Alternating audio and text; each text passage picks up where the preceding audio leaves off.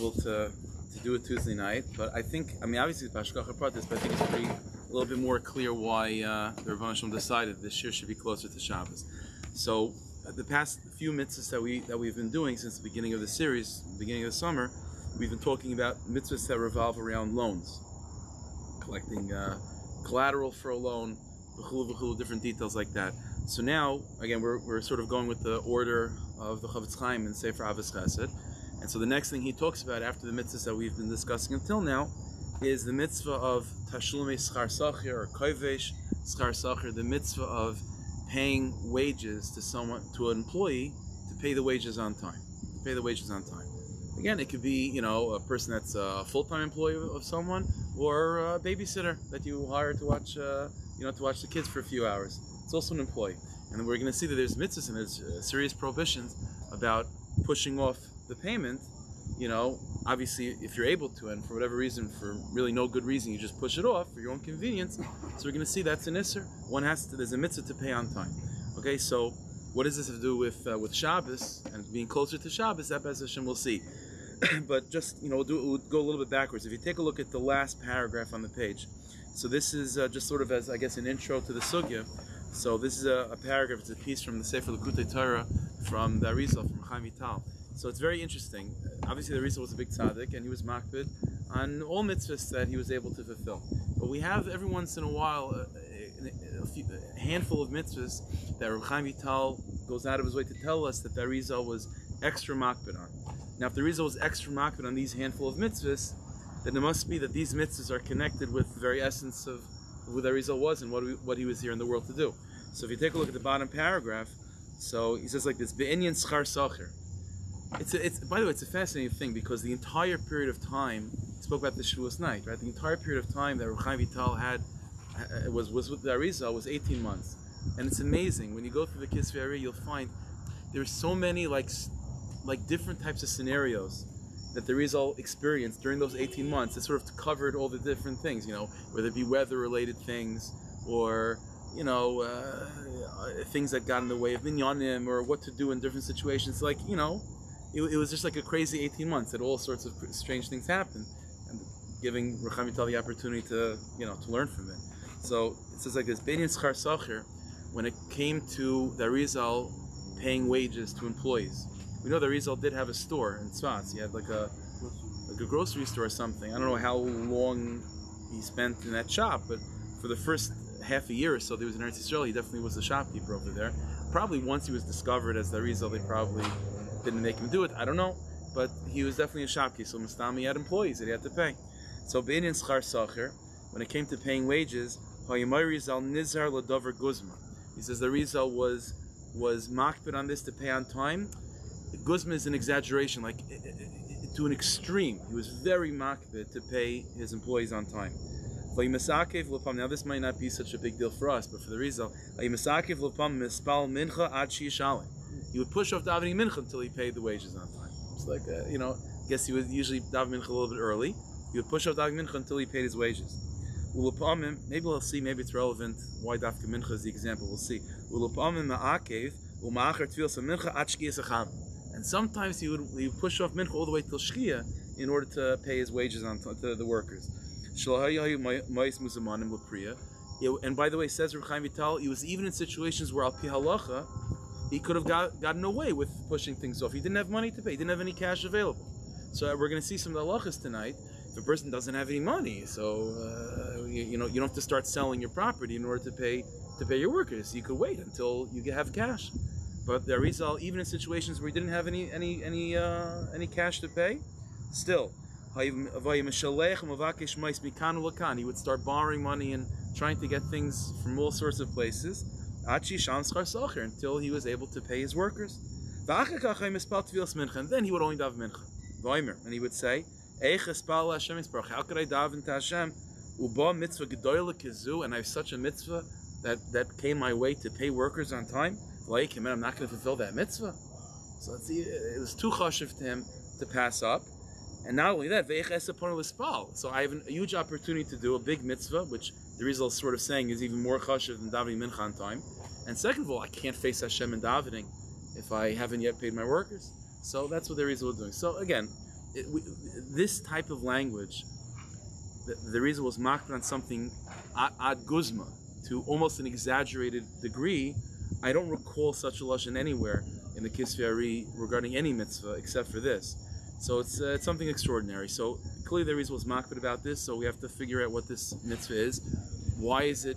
Maybe just to try to understand a little bit why it's connected to Arizal, and sepis this in with mincha, right? That's like the example. You even pushed mincha off. Okay. So where's this all coming from? So if you go back on top of the page, so there's a number of psukim. There's, generally speaking, like 3 psukim in Chumash that talk about this mitzvah of paying a worker on time. So, okay, we're going to go a little bit out of order. We're going to see number 2 and number 3. Number 1 we'll go back to a little bit later. So the 2 psukim that we're going to see, one's in Sefer Yikra and one's in Sefer Dvarim, talking about this inyan. And the 2 psukim are talking about 2 different scenarios, as we'll see in a second from Chazal, but they all boil down to the same idea. It says like this, Pasuk in Vayikra says, Leisolin pu'ula sachir idcha ad baiker. Do not hold on to your employees' wages overnight until the morning. In other words, as we'll see in a second, this pasuk is talking about a scenario where the workers they have the right to be paid. They should be paid at night, and you have the money, obviously. So says the pasuk, don't wait until the morning. If they're owed money at night, then you pay them that night. It says the pasuk, Maramok number 3, the pasuk in Devarim, B'yoyim titin scharai, pay your workers on the day, in other words, the day that they're owed. V'lo yisavil v'shemesh, don't wait till sunset. So this pasuk, as we'll see in a second, according to Chazal, is talking about the opposite scenario. Your workers, the deadline, when they're, owed their money, is by the daytime. So over here the pasuk says, pay them during the daytime before nightfall comes. So again, these are the 2 psukim. One pasuk says, pay them before sunrise, and one pasuk says, pay them before sunfall. And so the Gemara interprets this idea that if your employees if the time when they finish their work, that they're owed money, it's, if it's during the day, night shift or day shift, right? That's what you do. So you pay whenever they finish working, that time period, the next time period that they're done, so that's when you pay them. We'll see how the Gemara puts it down. So Marmukah number 4, the Gemara interprets this. So this is all a sugi in Bab Mitzia, Daf Kufiyot, Kufiyat Aleph, and it's a siman in Shulchan Aruch in Choshen Mishpat, Shin Lamed Tes. That's where it is. And so tonight, usually the way we do this year is like, one shir is like on the practical halachas of it, and one shir is more of like the lumdis of it. So tonight's going to be the practical halachas. We'll see. So there's a Gemara Bab Mitzia just to sort of interpret these psukim we just saw. Ton Rabbanan. It says more like this. Minayin l'schir yom. In halacha, the terminology is like this. There's a schir yom. Back in the day, there was such a thing. A schir yom means that he's hired to work during the daytime. His hours are day labor. Sunrise, sunset. He shows up to work at sunrise, and he leaves at sunset. That's when his day is. That's called the schir yom. And then you can have a schir laila, someone that's employed from sunset to sunrise. And so if you have a schir yom, right, a day laborer, it means that when do you have to pay him? When his shift is done, when his day is done. When is his day done? By sunset. Again, he works during the day. A schir laila, when do you have to pay him? When he's finished working, which is at the end of night, by the day. So it says like this, B'nayin l'schir yom. How do we know that if you have a schir yom, a person that works, he's a day laborer, he's a day worker, so the time of his wages kicks in when he finishes working, which is the beginning of nighttime. So how do I know shagayva kol laila? That your window to fulfill your obligation properly is to pay him that first nighttime, when he finished his working. So Talmud Lemer says the Gemara, that's the Marmukah number 2, that's the first pasuk. Don't hold your workers' wages until sunrise. In other words, pay him that first night that he finished his job, at sunset. Okay, says the Gemara in the reverse. How do you know that if you have a schir laila, again, a person that's employed the entire nighttime, and now once sunrise comes, now he's deserving to be paid, shagayva kol hayom. So then you have to pay him during the rest of that day. That's your window. Shneimar b'yom titin scharis. That's the next pasuk in Marmukah number 3. Pay him during the day, and that's referring to a person that's been working all night. Right? So that's the idea of the pasuk. Now the Gemara is interpreting this pasuk in a very extreme case. One guy's working literally all day, and then you pay him the following night, right? Or he's working literally all night, and then you have to pay him the following day, right? What about a more reasonable scenario, especially nowadays, where it's not literally all day or all night, it's a few hours. And the hours happen to be during daytime, or happens to be during nighttime. So says the Shulchan Aruch like this, in Marmukah number 5, again, just to get through some of the details. So the Shulchan Aruch writes, again, in Chesh Mishma Shin Lamed Tes, Sif Dalet, Schir Shois. Let's say you have a worker that's being hired for just a few hours. So it's not all day, literally, or all night, a few hours. So says the Shulchan Aruch, basically it boils down to when he's deserving of getting paid, when his shift is done, or when the hours are up. Is it daytime or is it nighttime? Whatever period of time he's in when he's owed the money, till the end of that period, that's when you have to pay him, right? So if his day is over, so to speak, if his hours are in, and it's 2 o'clock in the afternoon, so you have to pay him from 2 o'clock in the afternoon till sunset. That's the time of payment, whatever the first kufa is, And if he's working at night and his day is, his work is over 2 in the morning. So you pay him somewhere between 2 in the morning and sunrise. So it's not, so that's the idea. Whenever his work is over, if it's during the daytime, then you have until the end of the day. If it's during the nighttime, it's until the end of the night. That's the halacha. So says the Shulchan Aruch, he just puts it down. Schir shois, if a person is hired to work for X amount of hours. Im kol schirusei bayayim, if the hours are finished and it's still daytime, so yesh le tashlum kol eisei hayayim, then you have till the end of the day to pay him. And if, let's say, the hours are finished and it's the middle of the night, so Yesha Tashim Kol Laila, then you have the rest of the night to pay. So that's how it works. Again, the Gemara was talking about a more clear case where it's like literally all day, and then the wages kick in the beginning of the night, so that's the entire night, or he's working all night and the wages kick in the morning, and then you have the rest of the day. But the point is, whatever time period you're in when the wages kick in, when the right to be paid starts, it's till the end of that tekufa, whether it be day or whether it be night. And then what happens afterward? And then you're in violation of these prohibitions. No, but after that, from then and on, you're not. So we're going to So that's exactly what the Gemara talks about. So take a look at Marmukah number 7. Okay. So but hold on. We'll get to that in a second. No, it's a good point. So again, what we know so far is that once that demarcation point comes and you did not pay your workers, then you're now in violation of these prohibitions. What Ellie's asking is, okay, so that means now and ongoing, you're constantly in violation of these prohibitions, or it's a one-time deal. So we're going to see about that in a second. But one other detail, until now we've been talking about, again, you're hired for a 12-hour period or X amount of hours. Let's say guys, what's more common these days, a person's employed, ongoing, and he gets paid every couple months, every 6, however the deal is. But it's not like hours technically, and it's not day shift or night shift. So how do we function? How do we deal with this in a more practical setting? So the Shulchan Aruch continues in Marmukah number 6. Schir Shabbos. Let's say a person is not hired by the day or by the hour; he's hired for the week, or Schir Chodesh, or you hire him for his for the month. He's hired for the month, or Schir Shana, or he's an employee for an entire year and he's not getting paid until the end of the year. Or Schir Shavua, or theoretically, let's say he's an employee for 7 years.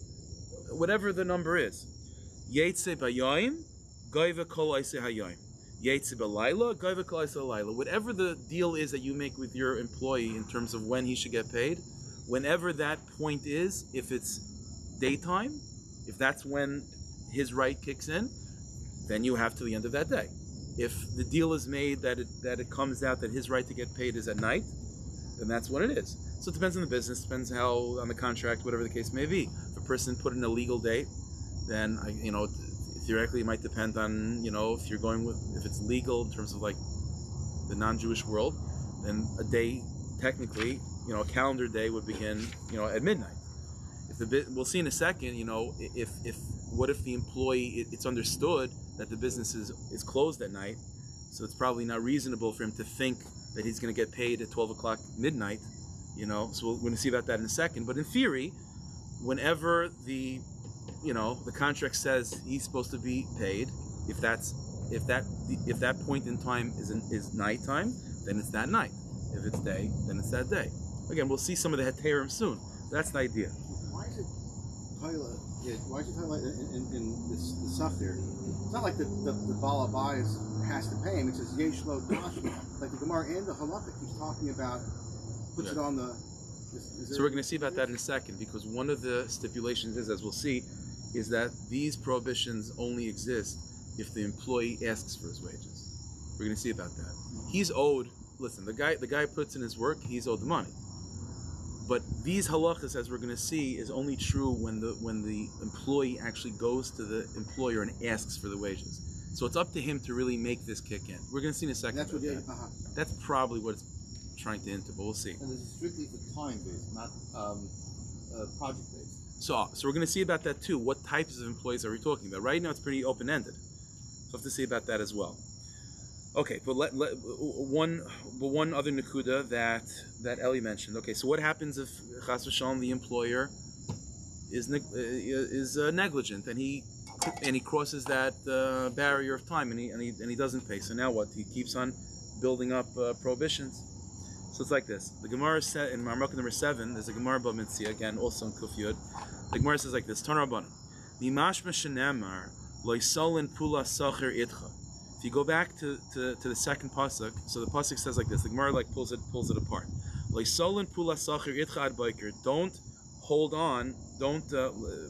translate this. Don't hold on to your employee's wages with you until the morning.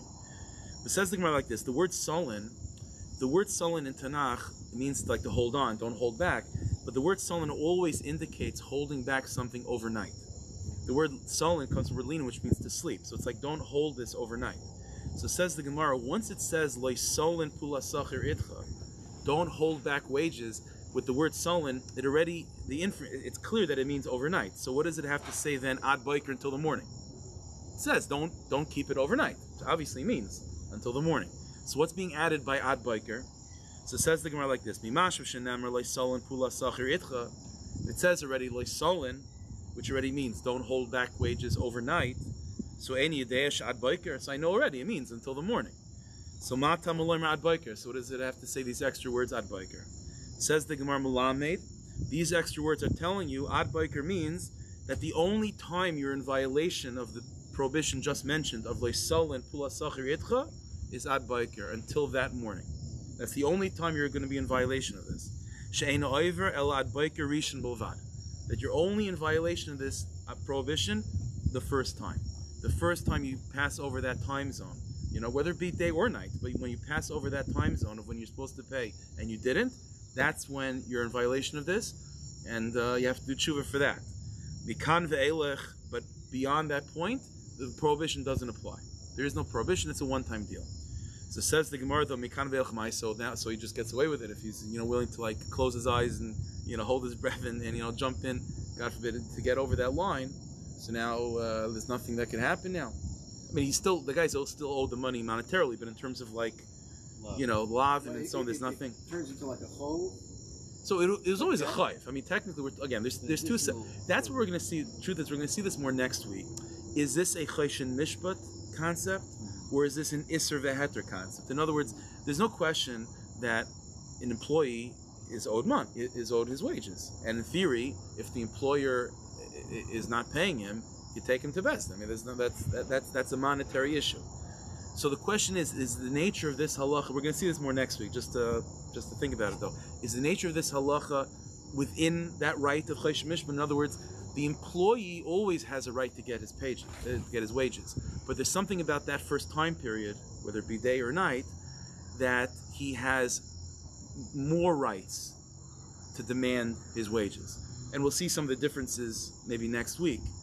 There might be some, if this side of the argument is correct, that it's a monetary, it's like the Rabbanah Shalom is giving extra power to the employee and more monetary rights to the employee during that first slot. If that's true, we're going to see next week what are some of these benefits that he could use, like how could he use this to his, to his benefit practically. The other argument you can make is that this is not a chaysh mishpat halacha. This is between the employer and God. Happens to be you need an employee involved, but this is an issue between the employer and the Rabbanah Shalom. He has to pay his worker, and it's true the worker has monetary rights and he has claims against the employer. but his claims are not any stronger during this first time period. What's going on during this first time period? It's one of the al-chaitz that the employer is going to have to mention on Yom Kippur, but it's not a momenistic, it's not a chosh mishpat halach. It's not an added tvia, an added koyach that the employee has. So that's a shah we'll speak about next week. It doesn't just be it's like saying lashon hara and so on. You obliged me, but not just why can't I say that? So it could see, but even if it's bin adam l'chaveroi, I'm saying even starker that even if it's bin adam l'chaveroi, it's actually a monetary right. Right. In other words, you can't say if one yid says lashon hara against the other, so certainly he did something wrong between man and man. But it's not like Shimon can now sue him. Like we don't have that idea. It's attached, but it's not just you avled me, and this love is that you avled me, and it's not only that it could be you and a Kodesh Baruch Hu. It's like person is supposed to get paid, and when you don't pay him that day, it's an avla that aben the chaver. Right. But the question is, can the employee use this lav to sort of give him extra legal rights in demanding the funds from the, right? That's a cheshmish, but like a koyach tefiyah. We're going to see next week examples of this. And in Zarim, and what about the second part? So it'll be the same idea. In other words, Chazal understood that ad biker applies to both. Yeah. The one side. Yeah. But after this payment period that he's supposed to pay him, is there anything qualitative between that and a regular flow that you borrowed money from someone? Like, do I owe you more because you did the work? It's just monetary, so it's like a flow. No, there wouldn't be anything different necessarily. There might be something different during that initial slot. That we'll see next week. But mamash converts just like a debt. Yeah. There's different types of debts. So this is not going away during Shemitah. No, it doesn't go away that. So there's different types. But that's what we're going to see next week. That it could be during that initial time, the initial slot where these lavin apply. It's not just a lav. It could be added like schusim that the employee gets. And we'll see about that. So Leitol and Leisova essentially have the same drush. Yeah. In this drasha, we're going to see an example soon of not like that. But this drasha, Chazal understood to be the same. So it says the Gemara mekan ve'lechmai. So what happens after that initial slot? So now he's scot free. Like what happens? So it says the Gemara Amar Rav. So Rav says there's no longer a biblical prohibition every single day, but there is a darbanan or from Nach prohibition that exists. Oiver mishom bal tisha. He's in violation of this new idea of bal tisha, which is not to push off wages. It says the Gemara, what does that mean? Amar of Yosef, Mikra. What's the source of this new rabbinic prohibition that kicks in after the deraisa is done? So it says Mikra. So it's a pasuk in Mishlei. Al toimer l'reyacha. Don't tell your friend lech v'shuv u'macher etein. Don't tell your friend, go back and come tomorrow. I'll give you your money tomorrow. The yeshitcha, when you have the funds to pay him today. So it's a pasuk in Mishlei. So in Mishlei you might think, okay, it's telling you something ethical and moral. It says, well, no, that's a derabanan, that's a prohibition. In other words, there's a deraisa prohibition that's in that first time period, and beyond that, it's a pasuk in Mishlei. So it's a little bit lesser severity, but there is a derabanan there. Okay, fine. So those are the chumras. Those are the halachas. Now let's see some of the kulas involved and when these halachas apply. So you see what I mean. Marmak number 8 says the Shulchan Aruch. Again, all these things in Shulchan Aruch, by the way, it's rooted in the Gemara, but we're just going to get to the bottom line. So Shulchan Aruch again in Shin Lametes If Yud. Now this is a huge heter that an employer. I'm not saying he should use it, but this is definitely a heter that would probably cover most scenarios or many scenarios. Ein balabayis over mishum baltolin, says the Shulchan Aruch. This prohibition of whether it be baltolin or b'yom titin schar, whatever the pasuk is, the obligation to pay on time is elam kein tovei hasachir. It's like I mentioned. It's only if the employee actually goes and asks for his wages, even if the contract says he's owed, and monetarily speaking, bezdin wise, it kicks in immediately. But this prohibition is only true when the employee has to go through the process of literally asking to get paid, and still the employer doesn't. That's when the prohibition is. Loi tavi hasachir. But if, let's say, the employee doesn't ask, or another heter, shetavai. Let's say the person did ask the employer for wages, but the employer did not have any cash available. Right? So those scenarios, litin loiv eino iver, then he's not in violation. So says the Shulchan Aruch Yush Chiddush, to be in violation, you have to have two conditions met. The employee has to ask, and the employer has to have funds available to pay. Okay. Allowed to ask? Is no 100% of lifnei iver. That's an interesting question. Would it be lifnei iver if he's thinking that the employer is gonna push him off? I hear. Even if he has the money, you're saying. In other words, if let's say the employee thinks the employee knows that the employer has the money, but he knows his personality and figures that he's probably going to drain him a cup. So would it be what? You have to know that he's. Yeah, because the only way the employer can do the isser is if he's asked. So and he has. Right. So if the employer is decent, like if the employee has no reason to think that the employer is going to push him off, then then I don't think there's an issue with that. If he knows the employer, maybe from previous history, then he can never ask for it. then he can never right. Yeah, So then when is he going to let? Yeah. It's a good shayla. I hear. Okay, I have to think about that more. Because it's interesting. The Paiskim don't bring that up. Not that I don't know. I can't say I've seen everything, but okay, I have to think about that. It might have to do with what we're talking. Well, we'll see next week whether this is an Isser Heter thing or a Choshen Mishpat thing. If it's a Choshen Mishpat thing, then it's hard to see that a right that the Torah gave him, he's not allowed to use. I have to think about it more. It's a good shayla. I'm not sure. Okay. So those are the two things. Again, so you have to ask, and the employer has to have funds. The question is, what does it mean having funds? Like mamish. So obviously, if he has cash, whatever. Does he have to start selling things? I mean, what's the deal? So if you take a look at Marmuk number 9, a little bit more detailed. So the Sefer Avis Chesed from the Chavetz Chaim. So the Chavetz Chaim talks about this a little bit more. So he says like this: "V'shitu mekubetzes kasav v'shem ritva." So the Chavetz Chaim brings down that the shitu mekubetzes in Bava Metzia brings down from the ritva, from one of the Sfaradish Rishonim. So the ritva says like this: if let's say the employer doesn't have any funds, any cash to pay, but he says, but let's say the employer does have let's see, the example he was given was food. He has food or items that he's planning on selling. So he's planning on selling them. He just wasn't planning on selling them right now. He was waiting till whenever he had time. So he doesn't have any cash, but he has merchandise that he was planning on selling. Says the Ritva, that's cool, having funds. So even if you're not planning on selling them now, you want to wait till a more opportune time, whatever it is, you have to sell whatever you're planning on selling in order to have cash available to pay employees. Huh? You can pay. So that's a shiloh that the Gemara talks about Bava Kama.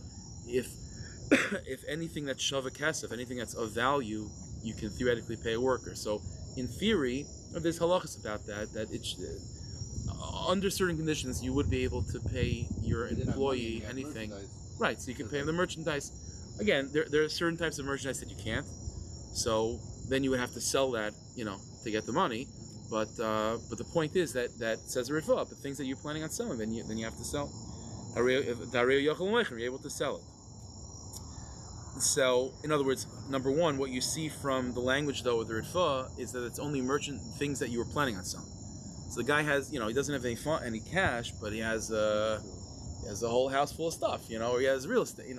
He wasn't thinking of selling that. That you don't have to do. Things that you're going to anyway, you just weren't doing it now. Then you don't have to go out of your way to sell things that you weren't planning on.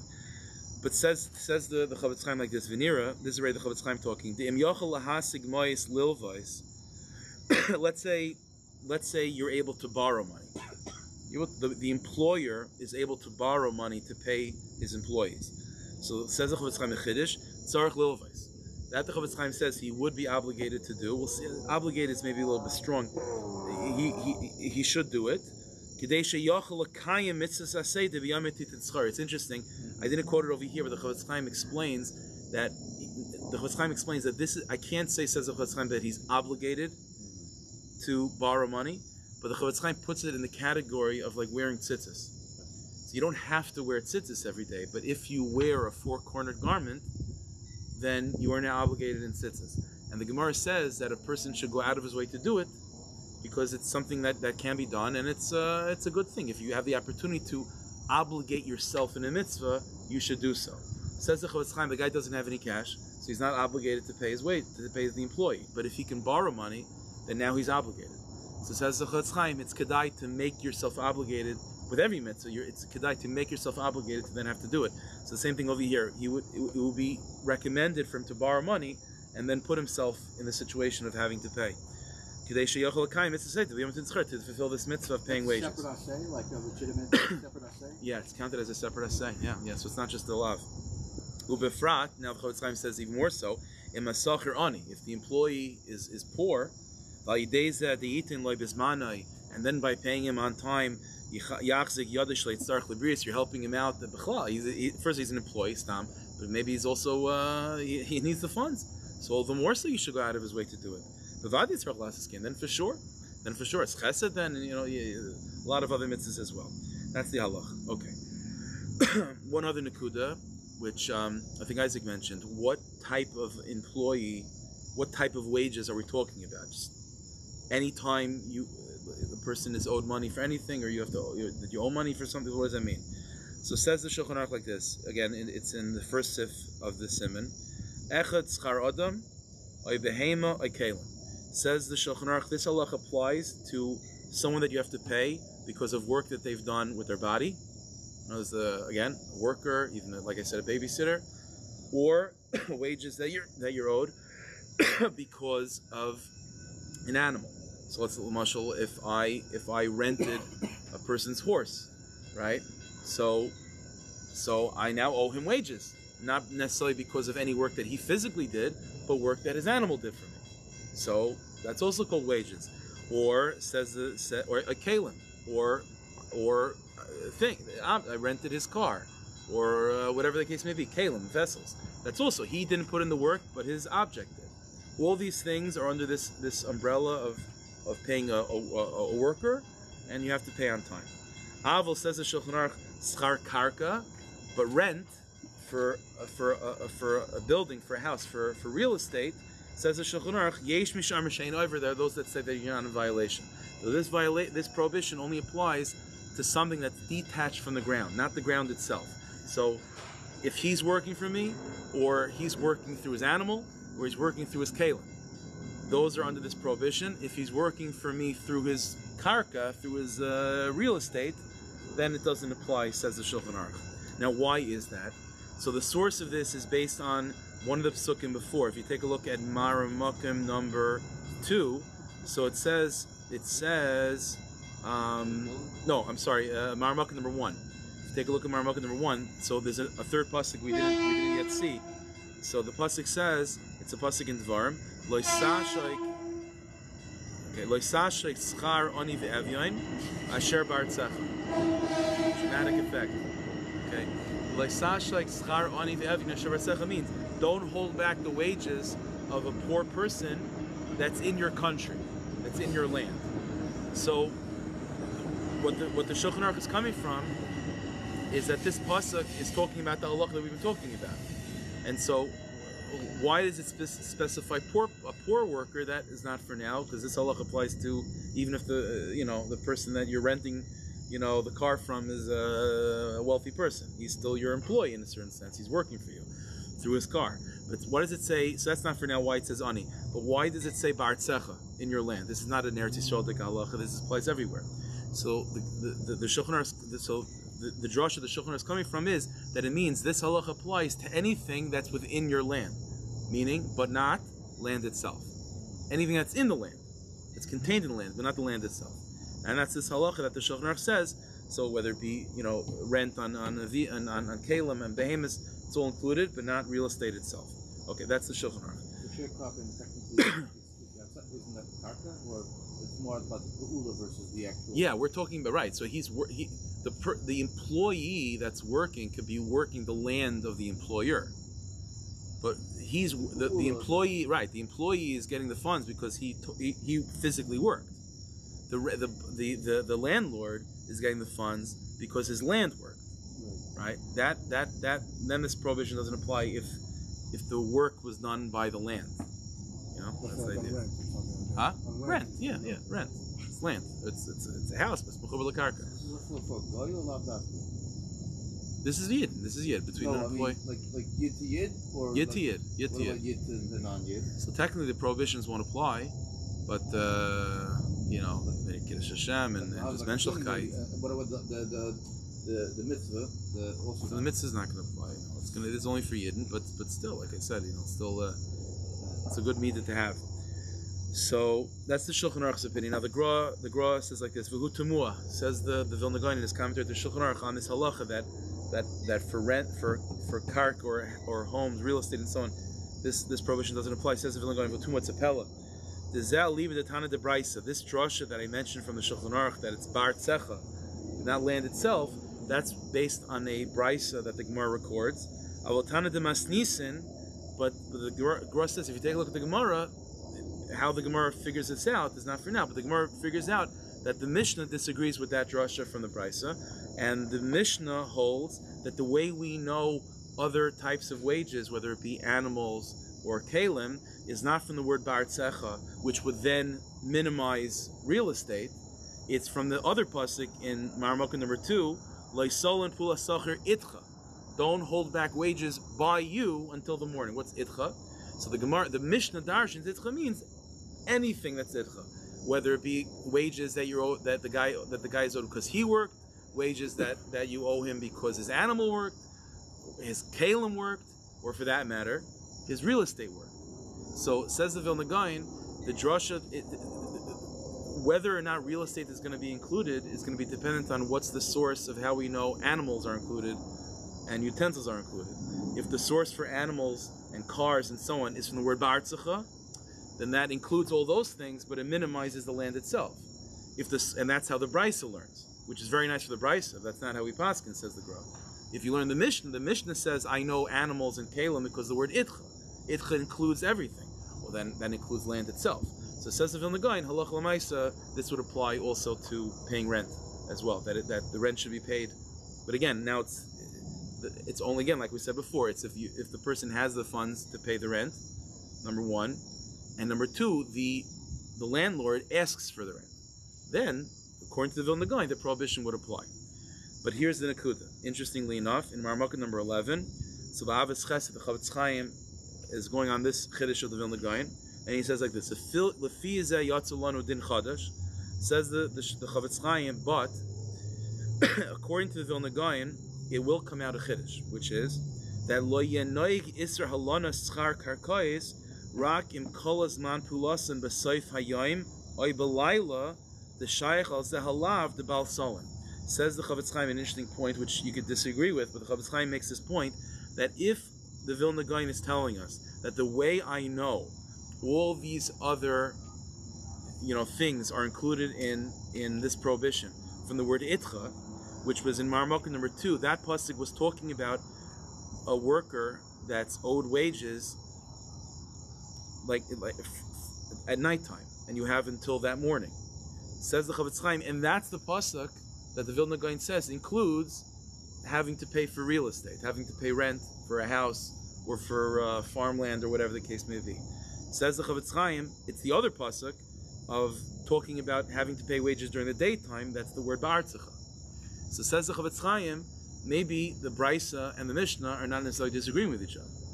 There's two different lav. There's a lav one lav is talking about when you have to pay a guy at night, and one lav is talking when you have to pay the guy during the day. And so each lav has its own, system. The when you have to pay pay the guy during the day, that's the first pasuk that's talking. Then the pasuk is ba'artzacha, right? Which would be ba'artzacha would mean that's how you know animals and kalim, but not real estate. When the pasuk of itcha includes real estate, that's talking about what? That's talking about having to pay the guy at night. Loisolin pula sacher itcha ad boiker. That's talking about at night. So says the Chavetz Chaim Chiddush that maybe we could go like the Vilna Gaon, but that's but even according to the Vilna Gaon, that the rent, the guy has to pay the rent for the house or whatever the piece of property is the landlord, but the prohibition is only going to be when the contract is made in such a way that he has to pay at night, that the time of the rent kicks in at nighttime, and then he has the rest of the night, because that's the pasuk of Itcha. But if the contract is made that the wages are owed during the day, or that's when the landlord, demands of it during the daytime, well, then you're not coming on that pasuk of Leisolin. Then the only pasuk to rely on is going to be the first pasuk of Artzicha, which minimizes land itself. So that's the chiddush of the Chavetz Chaim, that this chumrah of the Vilna Gaon, that land itself you're including this obligation, this prohibition, but it's only going to be when the window is a nighttime, slot. That's not that I know of. Not that I know of. Yeah, that's I said. You could make a point, just like we said before, because the word ad biker, right, which said that the prohibition only exists that first time period, and moving on, there's no derais anymore. That was also a pasuk talking about at night, and we didn't have that remez anywhere else, but it's assumed that limitation applies everywhere.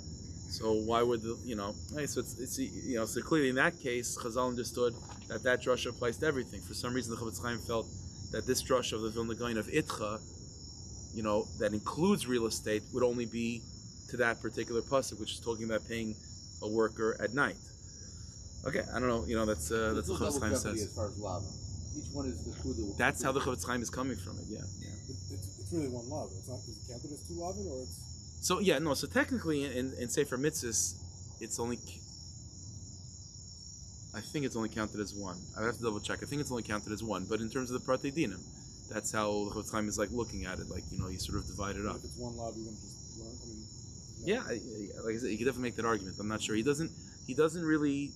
He's not marach in this. He sort of just makes the point and moves on. So I'm not sure 100%. That's how the Chavetz Chaim puts it.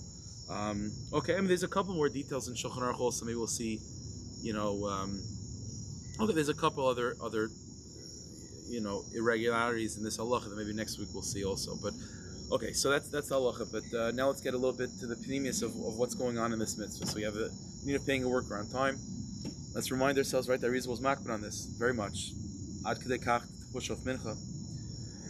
So in Marmukah number 12. So this is also from Likutei Torah from the Rizal and Parshas Kedoshim. That's one of the psukim. So b'yom titin schara, yeah. So it says pay your employer on time during that day. B'yom titin schara. Said the Rizal Rosh Tevis Shabbos. B'yom titin schara. Right, Beis Tavshin. That's Rosh Tevis Shabbos. What was Shabbos? He says like this: Ki kol hamitzvah sh'adam oisa be'emsa shavua. So he says like this. Again, we had an example of this by with collecting collateral. That we work for Hashem.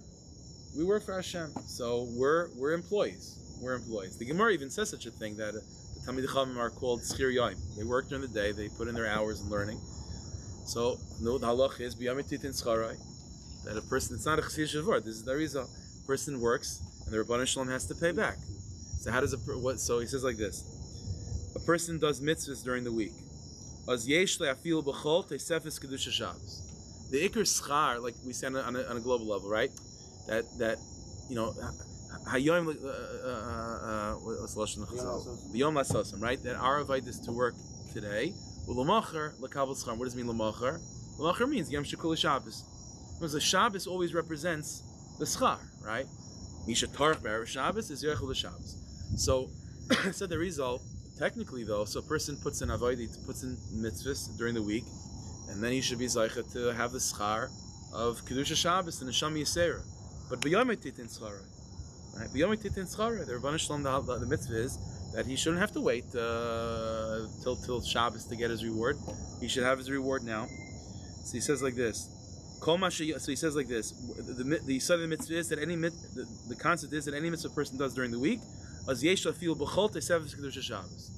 the person has the right to demand of the Rabbanan Shalom, and if he's deserving to receive such a thing, that he could get a little taste of kedusha Shabbos, tesefes kedusha Shabbos, even during the week. Whatever he's capable of receiving,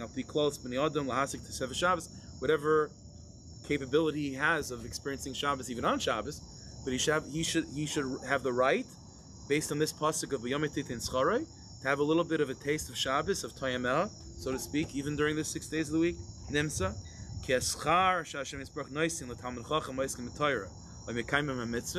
Means that the reward that the Rebbeinu Shalom owes a Talmud Chacham for learning, or any Yid to do mitzvahs, who nimsha l'sacher makav polai. It's compared to a worker that's waiting and expecting his wages. And says the pasuk, he has the right, if he asks, the Rebbeinu Shalom has the cash, right? If you ask, then you have the right to demand it, and the Rebbeinu Shalom has the obligation to give you, so to speak. I feel b'chol.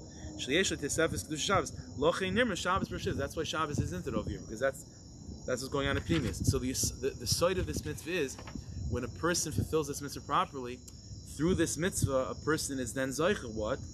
The response in Min HaShamayim,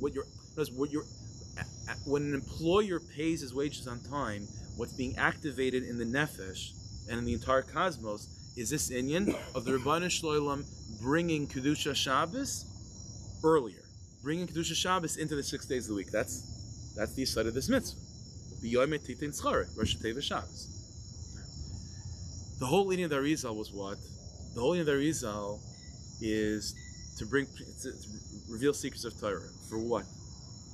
Secrets of Torah, Pnimis Torah, is really Torah that belongs in Yom Shekul Shabbos. It really belongs in Yom Moshiach. The Arizal, there's a famous Maisa that the Arizal, there's a number of cases like this where the Arizal made it clear that his Torahs are paving the way for Gula, are bringing Gula into the world. Ad Kedei Kach that the Arizal said that if he lived until the year Shin Lamed Hey, he died in the year Shin Lamed Gimel. But if he lived an extra 2 years until Shin Lamed Hey, then Mashiach would have come.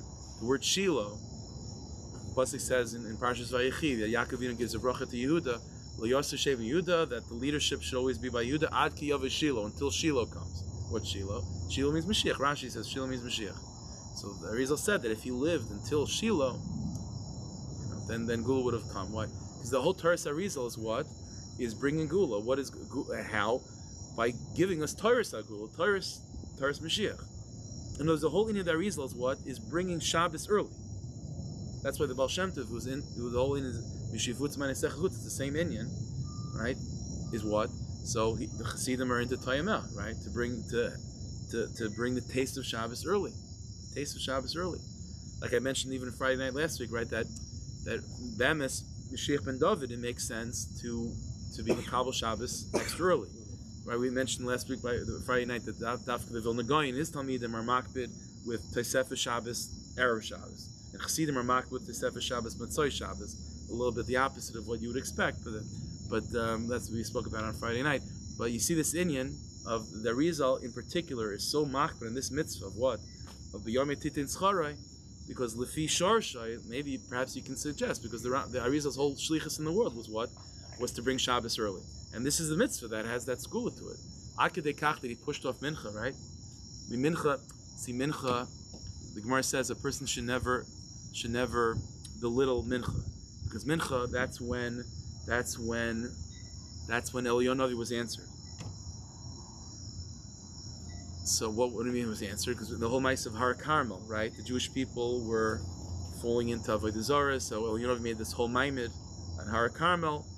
And he gives the famous Musa Shmuz, right? How long are you going to be Pesach Shtei Sifim jumping on two sides? Oil Hashem, Oil Baal.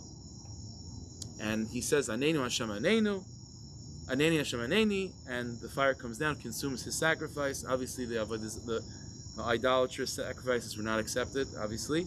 And it's a huge Kiddush Hashem Olakim. But you see that the whole inyan of that Maimed of Eliyahu Navi was Oil Hashem, Oil Baal. It's the inyan of separating, of making a mechitza. The side of the Yom Titin Scharai is to mix. It's not the Chas V'Shalom to cross over the Zar with Hashem. You understand? But to bring Shabbos early, to be B'Sech Shtei Sifim. Is it Shabbos or is it during the 6 days week? Which one is it? So I'm jumping on both sides of the fence. It's Tuesday, but I have a shtickle to Sefer Shabbos because of Yom Titin Scharai. This mitzvah overrides mincha. It overrides mincha. To be when you're in other words, put it this way: Tfilas mincha might carry with it everything in kedusha might have not a negative side effect, but it might it might be taken to an unhealthy extreme. So the tefillah of mincha, which the Gemara says is connected with El Yonavi, and that maimed of Har Carmel, the unhealthy extreme of that. So the holy aspect of mincha is what? Is Oila Shem Oila Baal. Like, you have to make a separation between that which is holy and that which is profane. You can't be jumping in two sides of the fence between holiness and impurity. But if you take that mentality to an extreme, then the mentality then can be, okay, so it's not Shabbos yet. Then I'm not going to think about anything lofty during the 6 days Luke, but I'm not holding by that. And I'm not going to think about anything Gula when I'm in the middle of Golas. It's also that dividing line. So therefore it says the reason he's makbid to be mekayim this mitzvah dafka before mincha, to soften the iris of mincha, that mincha shouldn't be with that tekifas ad kedei kach that it causes that kind of pesach shtei sivim, even legabi things of kedusha. That a person also shouldn't feel like, what, I'm gonna be meister never. I'm gonna have like a good Tuesday, I had a terrible Monday. I'm gonna have a good Tuesday afternoon, I had a terrible Tuesday morning. I'm gonna be makbid on I'm gonna be makbid on Chol Yisrael when at the same time everything else in my life is falling apart. I'm also pesach shtei sivim. Says the reason, no. So the good thing is Shabbos, but you can have Shabbos, so there's no reason not to. And so that the reason has to be mamtik, those dinim that can theoretically come from mincha. There is we do find such a thing. There are steers about this, but usually we tend to think that nighttime is the time of din. But in the reason we find that he specifically goes out of a few places to say that in a certain sense mincha time is the most din, even more than night. It's an interesting chiddush, and the Mekubalim try to figure that out. But in a certain sense, the din of mincha is that line that El Yonavi draws in the sand, which is extremely holy when he's trying to separate between Hashem and the Baal. But when it's separating between Shabbos and the 6 days a week, that's not a good line to draw. And that's when you need biyometit and schar to be mamtik those dinim. Okay, no.